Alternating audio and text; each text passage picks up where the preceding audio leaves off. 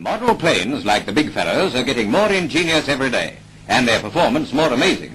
Look at this great little flyer, for instance. It'd be hard to take the rise out of her. Up she goes, and almost a loop.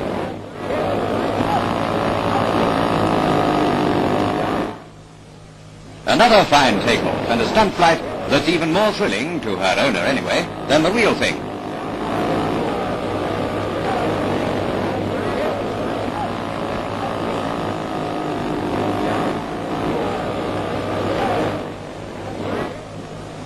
Here she comes, as steady as a rock, and all set for a long cruise.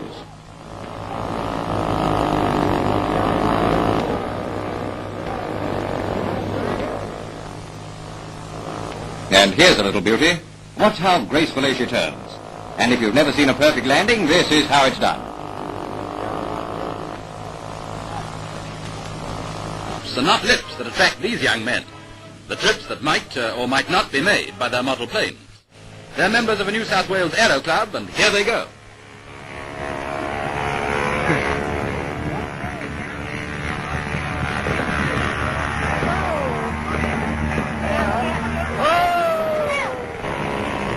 These tiny machines are all petrol-driven and are triumphs of engineering skill. How much of a triumph is seen in this magnificent flight? A real joyride on a spoonful of gas.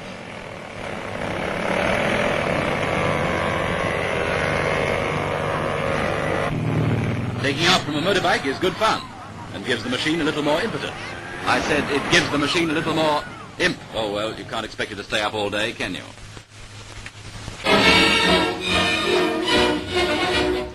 Hundreds of young pilots of tomorrow parade for the National Model Airplane Championships at Chicago. With wings well up, they come from every state in America, the cream of the country's midget plane designers. Spare parts. Looks as if there might be a few spare parts to spare. A pusher plane that took 4 months to build. And now they're warming up for the big event. Youthful ambition literally is thrown to the winds. And it's a grand flight.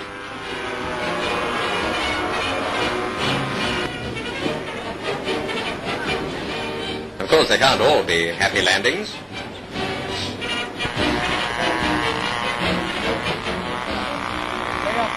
Yes, would you believe it? One is even radio controlled. And it makes the best landing of them all. It wins the championship. These young experts are making sure that the future of America is safe in the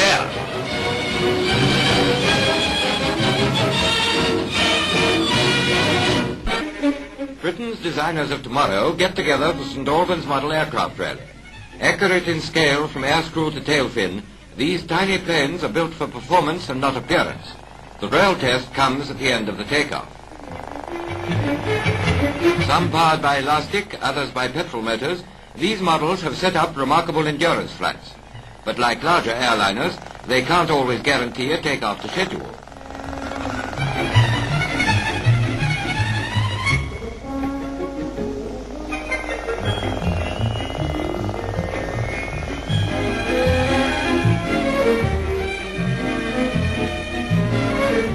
The influence of today's freak plane designing has had its effect even among the models, but they fly, so who cares?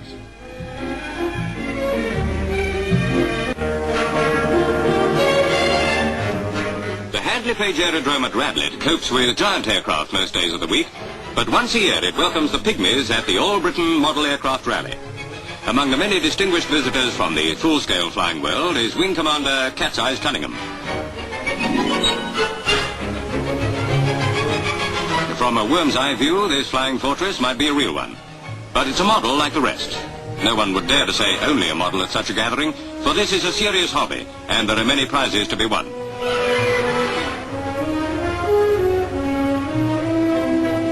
The modern miniature petrol engine means that scale models can also be flying models, like this beautifully made replica of a Lancaster, the bomber which made RAF history in the Dam Buster raids.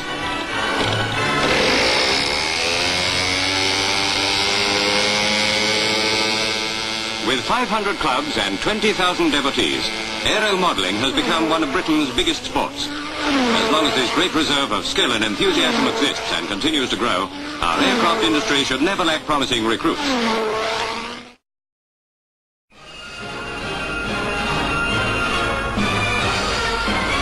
At Radlett Aerodrome in Hertfordshire, 1,000 model aircraft enthusiasts take part in their equivalent of the Farnborough Air Show. All the model men are experts at their hobby, so it needs an expert to act as judge. Who better than Cat's-Eyes John Cunningham, wartime fighter ace, and now one of our leading test pilots. On hand with advice is Peter Bouguet, another test pilot. But the menfolk haven't got it all their own way.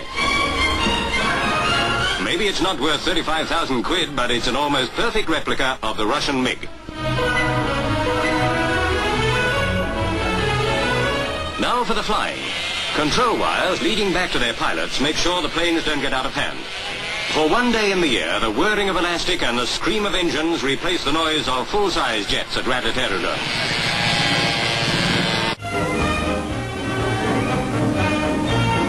At Surrey Park, Melbourne, model plane enthusiasts demonstrate the latest thing in airborne models.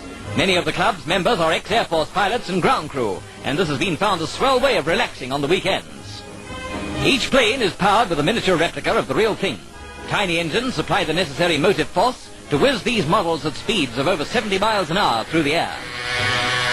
From a bumpy takeoff, the small plane lurches into space and sets about setting a record in miniature speed. Twin lines allow the operator to control his model while in the air. The zooms and dives during the 3 minutes of flight are for the most part the will of the pilot, who is busily getting giddier and giddier as his plane whips about the course.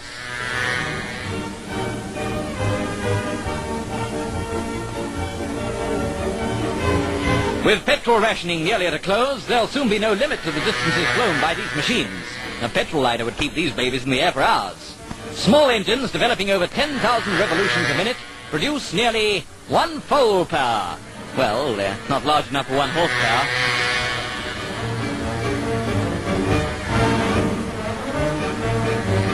The pastime of flying model planes is ranked as the most thrilling of all model hobbies, and gives the Australian youth of today a rare insight into the airliner of tomorrow.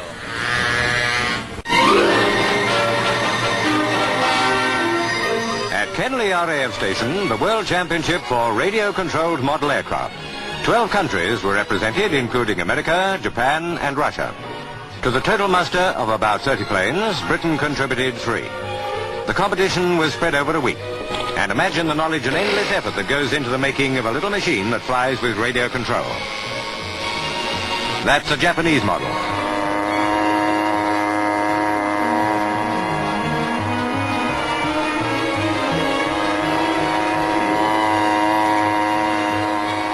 Eventually, Britain won the team prize and an American the individual championship. On a lake near Hilversum, top Dutch aero modelers took part in a national contest for radio-controlled hydroplanes. The home-built craft are masterpieces of miniature engineering that can duplicate the flying maneuvers of the real thing.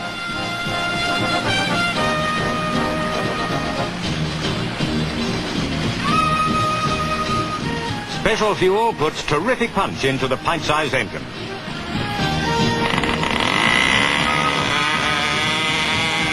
A final control check, and it's all systems go.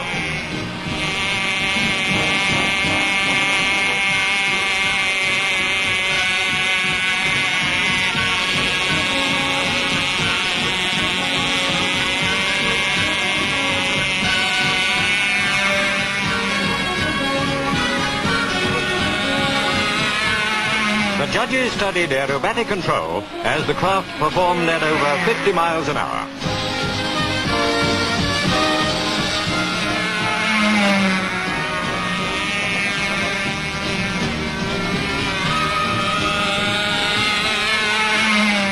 The standard of model flying was of a very high order, quite a problem for the judges. But Jan Brinkman was in top form. It was this expert piece of control flying that won him the honors of the competition.